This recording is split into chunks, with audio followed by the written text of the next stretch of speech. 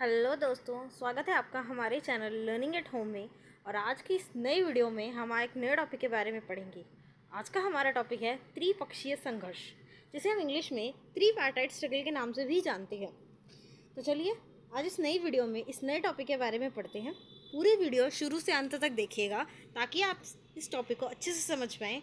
और ये मेरा वादा है कि इस पूरी वीडियो को देखने के बाद आप इस टॉपिक को लाइफ में कभी भी नहीं भूलेंगे। तो चलिए शुरू करते हैं। आज का हमारा टॉपिक है त्रिपक्षीय संघर्ष। त्रिपक्षीय संघर्ष जिसे हम कन्नौज त्रिभुज युद्ध के नाम से भी जानते हैं। इसे त्रिपक्षीय संघर्ष क्यों कहा जाता है दोस्तों, सबसे पहले ये समझते हैं। क्योंकि इसके अंदर 3 पक्ष थे, इसीलिए इसे त्रिपक्षीय संघर्ष कहा जाता है। इसके अंदर 3 पक्ष थे, 3 राजवंशों के मध्य ये संघर्ष, ये युद्ध चला था, जो कि लगभग 2 दशकों तक चला था। यह युद्ध 8वीं और 9वीं शताब्दी में लड़ा गया था और यह युद्ध लगभग 2 दशकों तक चला था। यह युद्ध 3 महान भारतीय राजवंशों के बीच में चला गया था। कौन कौन थे वे राजवंश? वे थे पहले पाल, दूसरे प्रतिहार और तीसरे थे राष्ट्रकूट। और इन तीनों के मध्य, अब आप सोच रहे होंगे कि इन तीनों के मध्य ये संघर्ष, ये युद्ध क्यों चल रहा है, वो भी इतने समय से, इतना लंबा। तो ये तीनों कन्नौज नाम का एक शहर, एक राज्य था जिस पे ये नियंत्रण पाना चाहते थे। उस कारण ये तीनों आपस में संघर्ष कर रहे थे, इनके मध्य युद्ध चल रहा था, जो कि बहुत लंबे समय तक चला है। पाल जो थे, अब राजवंश के बारे में जानते हैं। पाल जो थे उन्होंने भारत के पूर्वी क्षेत्र, बंगाल के क्षेत्रों पर शासन किया है। और प्रतिहार जो थे उन्होंने भारत के पश्चिमी क्षेत्र, जो अवंती जालोर के क्षेत्र हैं, उन पर। और राष्ट्रकूटों ने भारत में दक्कन क्षेत्रों पर शासन किया है। ये इस राज्यों के रियासत के अपने राजा थे, राजवंश थे। अब ये जो त्रिपक्षीय संघर्ष है ये 2 शताब्दियों तक, यानी लगभग 200 वर्षों तक चला है। और 2 शताब्दी के बाद अंत किस प्रकार होता है इसका, कि राजपूत प्रतिहार सम्राट नागभट्ट द्वितीय, जो प्रतिहार वंश था उसके जो सम्राट आते हैं नागभट्ट द्वितीय, वो कन्नौज शहर को जीत लेते हैं और उसे अपने प्रतिहार राज्य की राजधानी के रूप में स्थापित करते हैं। इस प्रकार इस युद्ध का, इस त्रिपक्षीय संघर्ष का अंत होता है। अब चलिए दोस्तों, सबसे पहले जानते हैं कि त्रिपक्षीय संघर्ष के कारण क्या क्या रहे हैं। प्रतिहार साम्राज्य, पाल साम्राज्य और राष्ट्रकूट साम्राज्य, ये 3 साम्राज्य थे, 3 राजवंश थे जो त्रिपक्षीय संघर्ष में शामिल थे। अब ये संघर्ष के मुख्य कारण क्या थे, चलिए वो जानते हैं। सबसे पहला कारण है कि उस समय कन्नौज की स्थिति और अधिकार, कन्नौज को स्थिति और अधिकार का प्रतीक माना जाता था। यानी जो कन्नौज था वो अधिकार का प्रतीक था। कन्नौज हर्षवर्धन के साम्राज्य की राजधानी थी, इसलिए ये बहुत महत्वपूर्ण थी। इस पर अधिकार करना बहुत ही महत्वपूर्ण था। और इस पर नियंत्रण यदि था तो ऐसा माना जाता था कि पूरे उत्तरी भारत पे आपकी ही राजनीतिक प्रभुत्व है, आपकी ही राजनीति चलती है। तो राजनीति के लिहाज से कन्नौज एक बहुत ही महत्वपूर्ण राज्य था।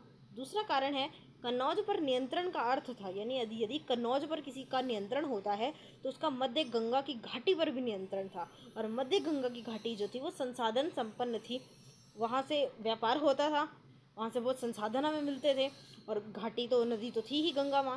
तो इस प्रकार वह रणनीतिक और व्यावसायिक रूप से बहुत ही महत्वपूर्ण थी। जिस प्रकार जिसे भी वो स्थान मिलता, कन्नौज मिलता, वो व्यावसायिक रूप से बहुत ही शक्तिशाली बनता। तीसरा कारण है कि यह स्थान व्यापार और वाणिज्य के लिए आदर्श था।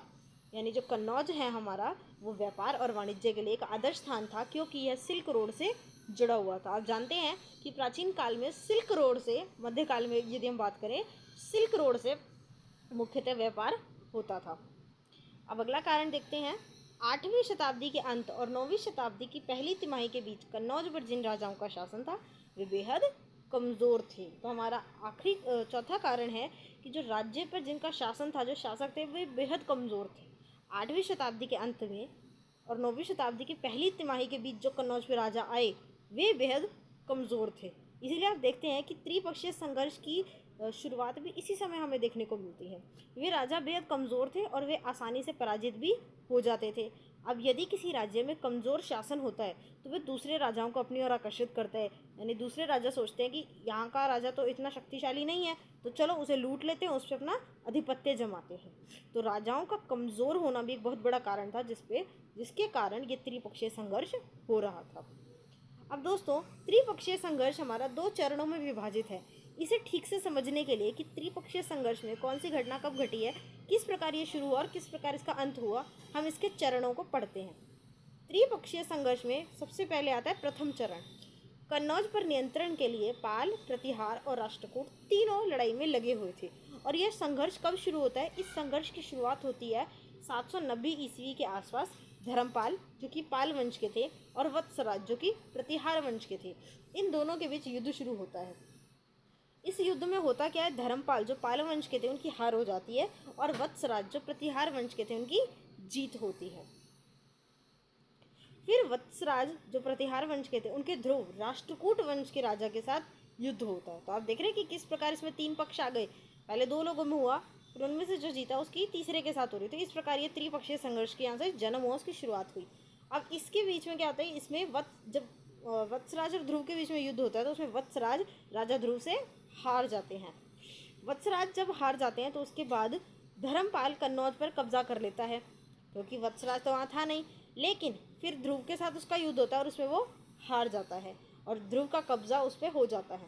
लेकिन ध्रुव अपनी जीत को मजबूत करने में असमर्थ था, यानी कन्नौज पर पूरी तरह नियंत्रण करने में वो असमर्थ थे, क्योंकि उसे बचाने के लिए उन्हें अपने दक्षिण राज्य लौटना ज़रूरी था। काफ़ी हद तक सैनिक काफ़ी हद तक क्षतिग्रस्त हुए थे, तो इस कारण उन्हें अपने राज्य में लौटना बहुत ज़रूरी था। तो फिर वो अपने राज्य वापस लौट जाते हैं और कन्नौज पर अपना नियंत्रण वो दूर से रख नहीं पाते हैं इतना। 793 में ध्रुव की मृत्यु हो जाती है और उसके बाद राष्ट्रकूट जो होते हैं वो अपने संघर्ष से काफ़ी हद तक तबाह हो जाते हैं। उनके बीच आपसी विवाद, आपसी संघर्ष ही बहुत चलता है, जिससे काफ़ी हद तक उन्हें नुकसान पहुंचता है। उत्तर भारत में जल्दी हटकर राष्ट्रकूटों ने पालों को अपनी स्थिति मजबूत करने का अवसर दिया। यानी आप देख रहे हैं कि जब कन्नौज उन्होंने जीता था तो वो वहाँ पर रहे नहीं, उस पर उन्होंने अपना नियंत्रण मजबूत नहीं किया, बल्कि जो राष्ट्रकूट थे, जो ध्रुव थे राजा, वो वापस दक्षिण भारत चले गए। और जब वो चले गए तो इससे पालों को अपनी स्थिति को मजबूत करने का अवसर मिला। वो वापस स्ट्रांग बने, मजबूत बने और खड़े होकर उन्होंने फिर से युद्ध किया। धर्मपाल ने, जो पाल वंश के थे, उन्होंने इस स्थिति का फायदा उठाया और चक्रायुद्ध को राजा के रूप में स्थापित करते हुए कन्नौज पर दोबारा अधिकार कर लिया। चक्रायुद्ध नाम के एक व्यक्ति थे, उनको उन्होंने कन्नौज का राजा बना दिया और कन्नौज पर अपना अधिकार फिर से कर लिया। तो इस तरह धर्मपाल ने खुद को लगभग पूरे उत्तर भारत के स्वामी के रूप में स्थापित कर लिया था। ये था हमारा पहला चरण। अब दोस्तों त्रिपक्षीय संघर्ष का दूसरा चरण देखते हैं। वत्सराज के उत्तराधिकारी प्रतिहार शासक नागभट्ट द्वितीय ने कन्नौज पर आक्रमण किया। फिर क्या होता है कि जो वत्सराज थे, वत्सराज आपको याद होगा प्रतिहार वंश के थे, उनके उत्तराधिकारी आते हैं नागभट्ट द्वितीय। वो कन्नौज पर आक्रमण करते हैं और उस पर नियंत्रण भी कर लेते हैं।